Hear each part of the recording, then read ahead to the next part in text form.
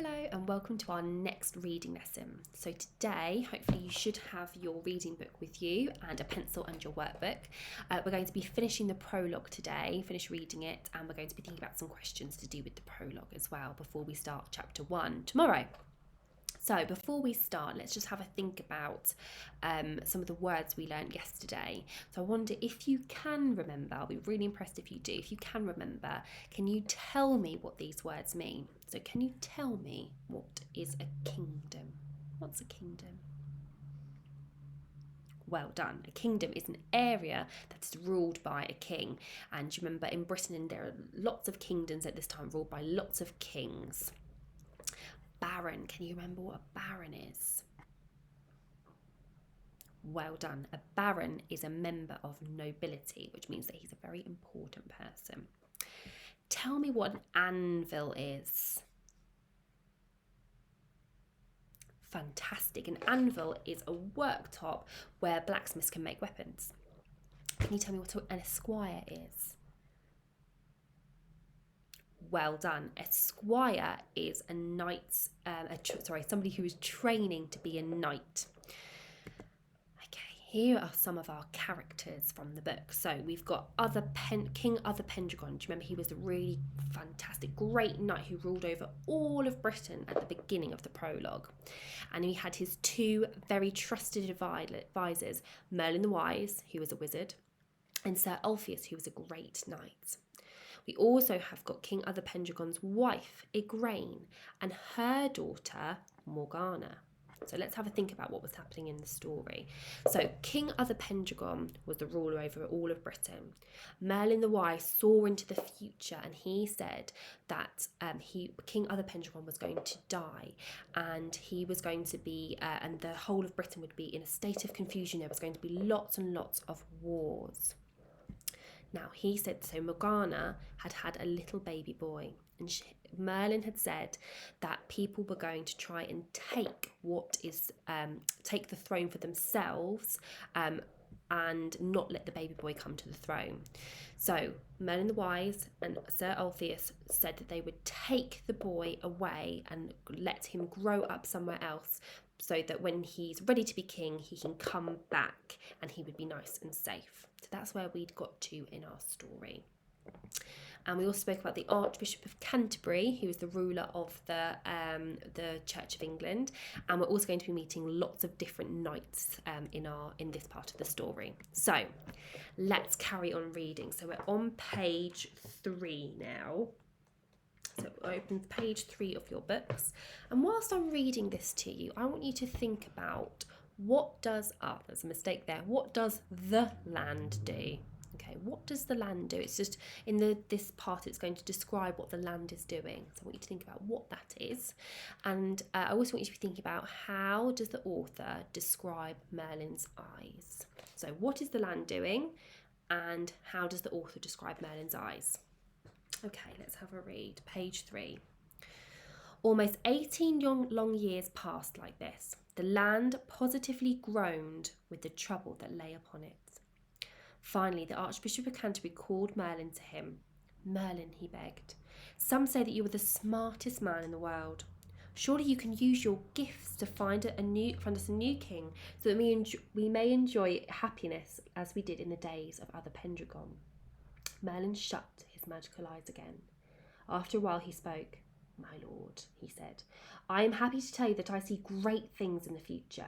This country shall soon have a new king, and he shall be even wiser and greater than our old friend, Uther Pendragon.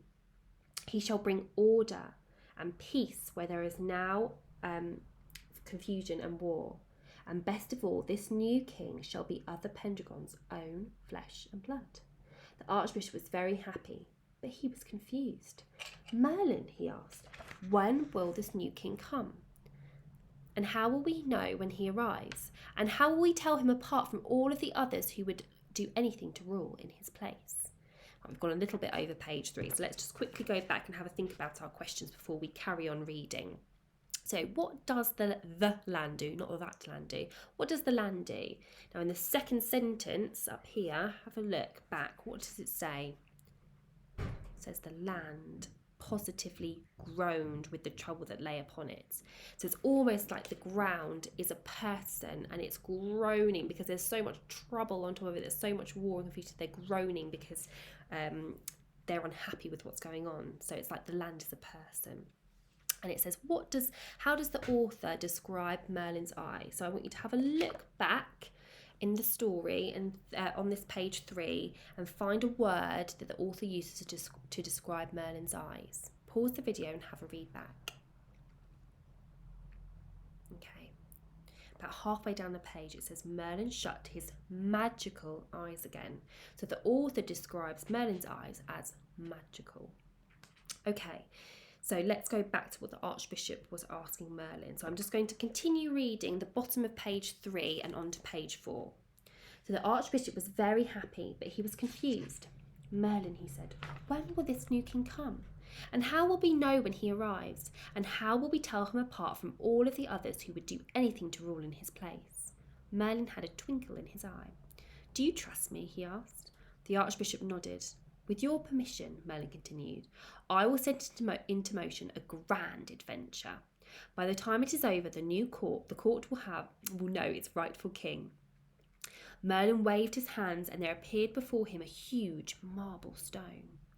When he waved his hands once more, an anvil of solid steel appeared upon the block of marble. Merlin then pushed a large blue sword into the anvil. The sword was bright and shiny. Its gold handle was carefully carved and held many precious stones. And on the blade itself were carved the following words in letters of gold. Whoever shall pull the sword from the anvil shall be the rightful king of Britain. Okay, so what did Merlin promise he would do? Have a look back in the text.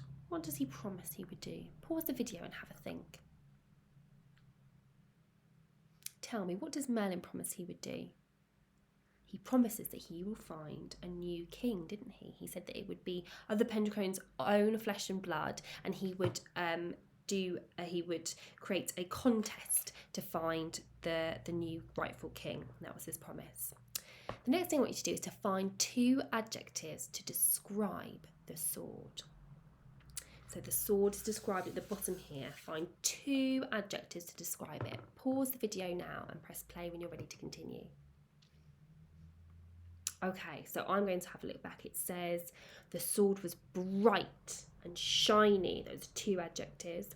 Its gold handle was carefully carved with many precious stones. So there are lots of different words there, so you could have chosen any of those. What I'd like you to do now is I'd like you to pause the video and I'd like you to draw in your workbook this sword. Using the description at the bottom here, using all of those fantastic descriptions, adjectives, I would like you to design this sword and try and make it look as close to the description as you can. So pause the video now, draw the sword in your book and then press play when you're ready to continue. Okay, we're moving on to the next page now, page 5. So whilst I'm reading this, I want you to be thinking of a word that means the same as thrilling. So it's not going to say thrilling in the book. I want you to find a word that means the same as thrilling. That's called a synonym. I'd also like you to be thinking about how busy the contest was. And I want you to use evidence from the text to help you. So find a word that means thrilling. Was the contest busy? Okay.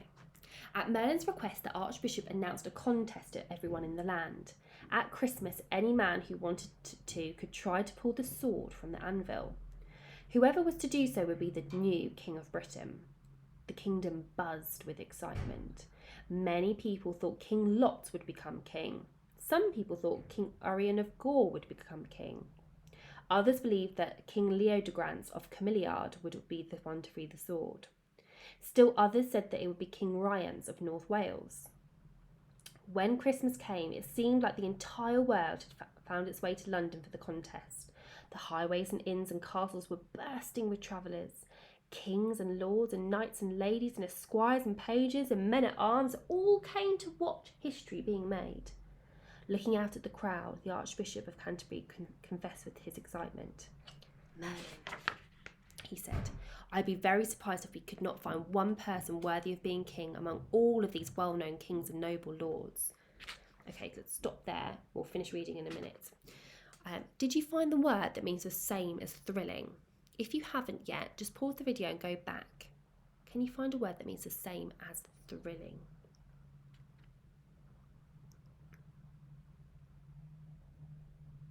Okay. I think the word is excitement. Well done if you found it. Now, was the contest busy? How do you know?